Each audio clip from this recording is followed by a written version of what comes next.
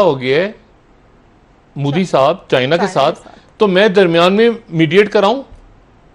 ओ भाई, इंडिया आपका इत्तेहादी है। इंडिया तो आपका इत्तेहादी था आखिरी इतलात आने तक। आप कह रहे हैं कि मैं चाइना के और तुम्हारे झगड़े के दरमियान मीडिएट कराऊं? यानी जैसे वो कश्मीर मीडिएट कराने की बात की थी ना, तो पता चला कि मीडिएट कराने आए, इस दफा जो था वो चाइना ले गया उठा के, क्योंकि वो अभी तक अपना दोस्त कहते हैं शी जिनपिंग को, ट्रंप जो है। अब मामला ये है कि वो कहते हैं, मतलब वो एक मोटी अजीब सा आदमी है ना ट्रंप भी। वो मतलब उसने ट्वीट करके तो इंडिया को और परेशानी में डाल दिया कि भाई आप तो इत्तेहादी थे, आपको तो मदद करनी थी उस मरहले पे आके। आप कह रहे हैं कि मैं बीच में मीडिएट करूं, और इंडिया की कभी पॉलिसी नहीं रही। इंडिया तो ये कश्मीर के ऊपर भी, मकबूजा कश्मीर में भी परेशान हो गया था कि थर्ड पार्टी क्यों आ गई है। अब मीडिएट करवाने के लिए चाइना के साथ, वो अमेरिका जिसकी पूरी इंडो पैसिफिक स्ट्रेटेजी नाकाम हो गई है मुकम्मल तौर पे। लेकिन ऑस्ट्रेलिया, वियतनाम निकल गया हाथ से। कल भी मैंने जिक्र किया था। अच्छा, नेपाल के अंदर जो है इंडिया ने खुद, अमेरिका नहीं, इंडिया ने खुद कोशिश की है वहाँ पे कि जो हुकूमत में इस वक्त मौजूद हैं कम्युनिस्ट पार्टीज़, आपको पता है इंडिया के जो आर्मी चीफ होते हैं वहाँ के ऑनरी जनरल होते हैं, नेपाल के ऑनरी जनरल एक माहदे के तहत। तो नेपाल में चूँकि चीन नवाज हुकूमत है, इसलिए इस बात के मुकम्मल इम्कानात हैं कि वहाँ पर आने वाले दिनों में हुकूमत गिरा दी जाए, इंडिया वहाँ पर हुकूमत गिरा दे नेपाल की। ये भी हो सकता है और ये भी हो सकता है कि नेपाल के अंदर मार्शल लॉ लग जाए आने वाले दिनों में। नेपाल के अंदर सियासी तौर पे इंडिया के लिए बहुत तकलीफ दे पाता है कि नेपाल ने उनको आंख दिखाई है। दूसरी बात यह है कि इकोनॉमिस्ट का ज़रा टाइटल हम हमेशा डिस्कस करते हैं, हफ्ते के हफ्ते डिस्कस करते हैं। ये इकोनॉमिस्ट का टाइटल दिखाइएगा ज़रा आने वाले हफ्ते का, how far will China go, China कितना दूर जाएगा, कहां तक जाएगा। एक ड्रैगन की तस्वीर लगी हुई है और ताइवान की तरफ हड़प कर रहा है, फिर हांगकांग की तरफ हड़प कर रहा है। दो तो चले गए ना उसके मुंह के अंदर। ये देखें ना, ड्रैगन को देखें, आने वाले हफ्ते का आप अगर मुलाहिजा फरमाएं तो मुंह खुला हुआ है ड्रैगन का। और ड्रैगन जो है ये ज़ाहिर है चाइना का एक निशान है उनका, और उसमें हांगकांग भी गया और ताइवान थोड़ा सा दूर है, लेकिन हांगकांग तो गया। अब हांगकांग के अंदर आपको पता है ना मुजाहरे हो रहे हैं, और चाइना की जो पार्लियामेंट है, चाइना के अंदर एक पार्लियामेंट भी एग्जिस्ट करती है जिसको एक तो कम्युनिस्ट पार्टी है ना, उनकी पार्लियामेंट है। ताइवान जो है वो 100 साल की लीज पे बरतानिया ने ले लिया था, हर एक को पता है, और वो 100 साल के बाद वापस चला गया 97 के अंदर, 97-98 में वो चला गया चाइना के पास। अब वहां मुजाहरे हो रहे थे, वहां पर ये कानून नाफिज हो गया है कि जो हांगकांग में मुजाहरा करेगा चीन के खिलाफ, वो कौमी सलामती और गद्दारी का मुर्तकिब होगा, और उसको जेल में डाल के 3 साल के लिए या पता नहीं कितने सालों की सजा उसको सुनाई जाएगी। वो मुजाहिरीन जो, और इसीलिए ये मुजाहरे जो हो रहे हैं ना, ये काफी महीनों से हो रहे थे। आज पिछले 24 घंटों में वो बिल, पहले जो कानून नाफिज हुआ था उसको पार्लियामेंट ने मंजूर कर लिया।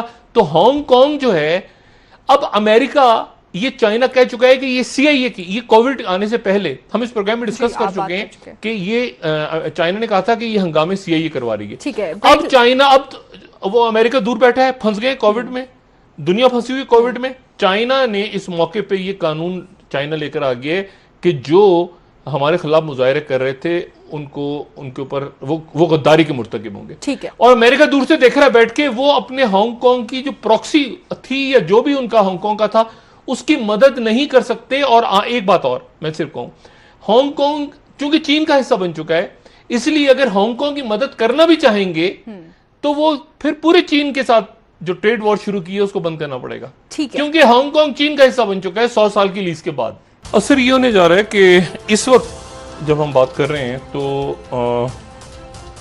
एक सल्तनत रियासत जवाल पजीर है, और एक रियासत या सल्तनत जो है वो दोबारा सोई हुई जाग उठी है, वो ड्रैगन है। ठीक है, स्नेक और ड्रैगन। अच्छा, स्नेक खुद भी अपने अल्फाज में इस्तेमाल करते हैं उसको, मतलब वो बुरा नहीं मानते इस बात को। अच्छा, वो एक तरह से वो खौफनाक किस्म का वो कहते हैं स्नेक एंड ड्रैगन्स। अच्छा, तो ये ड्रैगन जो है ये भी एक उनका अच्छा, अब मामला ये है कि एक मुल्क जो है वो जवाल पजीर हो रहा है, एक ताकत जा रही है और दूसरी ताकत उभर रही है। और उसकी जो पहली झड़प हुई है, पहली लड़ाई हुई है, वो हुई है इंडो पैसिफिक रीजन में। और इससे पहले जो हो रही थी तो वो भी यहीं हो रही थी, अफगानिस्तान में हो रही थी, अफगानिस्तान में, लेकिन चाइना नहीं था, और तालिबान के साथ हो रही थी अमेरिका की। लेकिन इस दौरान ये हुआ कि चाइना खामोशी से 9/11 के बाद उभर के सामने आ गया। अब आप जरा तसव्वुर करें कि ये लद्दाख पे क्या हुआ है। अब मैं आपको बताता हूँ ना कि पाकिस्तान में ये पाकिस्तान के सियासी निज़ाम पे क्या, मैंने आपसे कहना जरा थोड़ा सा साइड पे कर देते हैं, नैब, एहतसाब, इन सारी चीज़ों को साइड। मैं आपसे कह रहा हूँ कि सिस्टम गिर रहा है। सिस्टम, जो मैं बार बार कह रहा हूँ ना कि सिस्टम गिर रहा है और गिरता हुआ नजर आएगा आपको। ये जो मौजूदा सिस्टम है पाकिस्तान के अंदर, मौजूदा आइन, कॉन्स्टिट्यूशन, जमहूरी हैं हम सारे, इसको दोबारा लिखे जाने का वक्त आ चुका है। इस सिस्टम को चाइना एक्सेप्ट नहीं करता। खुल के बात कर लेते हैं ना, इस सिस्टम को चाइना, ये सिस्टम जो बना था तो उस वक्त बना था जब 1947 में यहाँ से बरतानिया गया था जी। और बरतानिया का जो एक पार्लिमानी सिस्टम था, वायसराय थे, और ये, और आपको पता है ना कि पाकिस्तान पहले गवर्नर जनरल हमारे कायदे आज़म मोहम्मद अली जिन्ना थे, लेकिन गवर्नर जनरल किसको रिपोर्ट करते थे? पहले गवर्नर जनरल, दूसरे गवर्नर जनरल रिपोर्ट किसको करते थे? मलका बरतानिया को। ठीक है, तो बात यह है, यानी इलेक्शन तो नहीं होता था ना गवर्नर जनरल्स का। तो एक अरसा हमें लगा कि हम उसके बाद जैसे तैसे करके एक आइन बन रहा है, दूसरा आइन बन, लेकिन जो भी आइन बनता था वो ऐसे इसी तरह से बनता था कि अयूब खान जो है वो जा रहे हैं तो उनका इस्तकबाल हो रहा है न्यूयॉर्क में। उसके बाद जनाब उससे पहले भी जो लियाकत अली खान साहब, ये बाकी जो लोग थे, वो भी बरतानिया, आपको फुटेज नजर आएगी बरतानिया की, या आपको फुटेज नजर आएगी अमेरिका की, और हम खुश होते हैं बड़ा देख के। ये वो दौर है जब चाइना जो है वो, चाइना के अंदर बिल्कुल चाइना गायब था, और चाइना जो है वो ओपियम वॉर्स और खाना जंगी और माओज़ेडुंग और ये वो सारा, वो बिल्कुल चाइना जो था वो एक पसमानदा मुल्क था, पर पसमानदा उसको वजूद ही नहीं था। 49 में तो वो आज़ाद हुआ है। अब मामला ये था, तो हम सारे के सारे जो हैं हम देखते थे कि पाकिस्तान के अंदर आइन कैसा बनेगा, तो ऐसा बनेगा, तो ये होगा, तो फलां होगा, तो ये होगा। होते होते होते होते होते होते वो सिस्टम चलता रहा। जो वो सिस्टम खुद ब खुद दम तोड़ रहा था, ये कई महीनों से या सालों से खुद ब खुद, तो ये वो वक्त था जब चाइना इमर्ज होकर सामने आ रहा था, और हमें बतौर पाकिस्तानी पता चल रहा था कि ये सिस्टम कहीं ऊपर नीचे हो रहा है। पाकिस्तान के अंदर पार्लिमानी जमहूरियत चल नहीं रही। जमहूरियत ने जो चलना है या नहीं चलना, अल्लाह जाने क्या होना है, लेकिन ये पार्लिमान, ये मौजूदा इररिलेवेंट पार्लिमान, जो मैं कई दफ़ा तो उसको कोस भी चुका हूं कि उसको उठा के दफनाते क्यों नहीं इस मुर्दे हुई, किस मर्ज की दवा है जो सिर्फ गालियां देने के लिए। अच्छा, अब लोग भी सारे बाहर आ गए हैं। पहले तो ये था कि वो एयाज सादिक कह रहा हूँ, असद कैसर साहब किसको प्रोडक्शन ऑर्डर जारी करते हैं, किसके नहीं करते। खुर्शीद साहब अंदर हैं सिर्फ शायद, बाकी तो सारे बाहर हैं, तो खुद ही आ जाएंगे। वो इजलास 5 जून को बुलाया हुआ है, तो सारे आ जाएंगे। अब कैसे इजलास होगा? 1 महीना इजलास चलना है, तो क्या गालिम गलौज के अलावा और कुछ होगा? तो इसलिए ये जो सिस्टम है पाकिस्तान का, ये सिस्टम देख के बनाया गया था उस वक्त जिस वक्त दुनिया किसी और तरफ देख रही थी। अब दुनिया जो है वो किसी और तरफ जा रही, तो पाकिस्तान का जो सिस्टम निजाम है वो एक तो गिर रहा है, पुराना निजाम खुद ब खुद गिर रहा है। और मैं कहता हूं आपको गिरता हुआ नजर आएगा, ठोकरों में जाता हुआ नजर आएगा, और ठोकरों में, लिटरली ठोकरों में, कचरे में लोग इसको फेंक चुके हैं ऑलरेडी। पब्लिक से आप पूछिए ना, तो सिस्टम जो है, अदालत बार बार पूछ रही है ना कि कौमी पॉलिसी बनाए आप। अब कौमी पॉलिसी ठीक है ना, कौमी पॉलिसी, यानी आप ये देखें कि पार्लियामेंट का इजलास कश्मीर पे नहीं आप बैठ सकते, आप कोविड-19 पे नहीं बैठ सकते, आप जो हैं कल को खुदा ना खासा कोई जंग छिड़ गई तो क्या होगा? ठीक है ना, 18वीं तरमीम में अलग अलग सूबे कहेंगे उधर से हम जा रहे हैं चलते हुए, उधर से हम जा रहे हैं चलते हुए, ऐसा नहीं होता। तो बात यह है कि पाकिस्तान जब इस पोस्ट कोविड फेज से निकलेगा, तो इस दौरान एक नई सामने आपके एक दुनिया होगी, जहां पर जिस दुनिया में, अब देखें ना, कहाँ है amnesty international, human rights watch, पूरा जो तमाम का तमाम इन्होंने बंद कर दिया। तमाम का तमाम जो सिस्टम था, एक सेकंड, लेकिन डॉक्टर साहब जी, पॉलिसी की बात तो हो रही है एक अरसे से।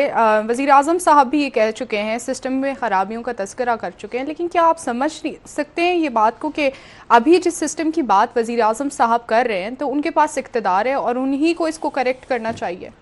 अच्छा, माजरत चाहता हूँ, जावेद मियाँदाद साहब की कॉल आ रही थी शो के बीच में। जावेद भाई आपको मैं कॉल करता हूँ, ज़रा ब्रेक हो जाए फिर मैं कॉल करता हूँ और आपसे बात करता हूँ। जावेद मियाँदाद साहब, अच्छा जी, मेरे ख्याल से प्रोग्राम देख रहे हैं, कुछ बात करना चाह रहे होंगे। अच्छा, मैं सिर्फ आपसे ये कह रहा हूँ कि ये ठोकरों में जाता हुआ आपको नज़र आएगा सारा का सारा, और उसमें एक दो ब्लॉक्स नहीं बनने जा रहे। और मैं आपको एक बात बताऊँ, पाकिस्तान जैसे आपको नज़र आता है ना, ये बरतानिया जब यहाँ से गया तो बरतानिया बहुत सारे मसाइल छोड़ गया, ठीक है ना। एक यहाँ पे मैं बतौर पाकिस्तानी, ठीक है हमारे बॉर्डर्स हैं, लेकिन मैं बतौर पाकिस्तानी, ठीक है कायद आज़म मोहम्मद अली जिन्ना अल्लाह ताला उनके दर्जात बुलंद करे, वो बड़े लीडर्स थे, बड़े वो भी और नेहरू जो भी उनके दरमियान हुआ, लेकिन मज़ा नहीं आया। ये कश्मीर और बाकी इश्यूज जो बरतानिया छोड़ गया, जो हमने बहालत मजबूरी माना, चीन ने भी चीन भी उठा है ना दोबारा, तो कह रहा है ना हमें हमारे इलाके चाहिए। तुर्की भी कुछ कह रहा है ना, तुर्की भी तो कुछ कह रहा है कि सल्तनत उस्मानिया में से क्या क्या निकला था। ठीक है, तो हांगकांग भी ले गया ना वापस चाइना, ताइवान को भी खाने जा रहे हैं ना ड्रैगन। तो हमारे भी तो कुछ इलाके इधर उधर गए हुए हैं, हमारे भाई कब तक कर्फ्यू में पड़े हुए हैं, वो भी हमें आवाजें लगा रहे हैं। ये जो बर्फ पिघलेगी अभी, मैं सिर्फ एक बात कहूँ, लद्दाख में चाइना आ गया, जैसी बर्फ पिघली, क्यों आया चाइना? मुझे बताएं अचानक चाइना कहां से आ गया लद्दाख में और इससे कम में? बर्फ पिघलने का इंतजार। बिल्कुल ऐसी है। डॉक्टर साहब थोड़ी सी बर्फ और पिघलेगी, पाकिस्तान को भी अब फैसले वो सियाचिन की पहाड़ियां, वो क्या है वो उसको तो नंबर के हिसाब से होता है ना।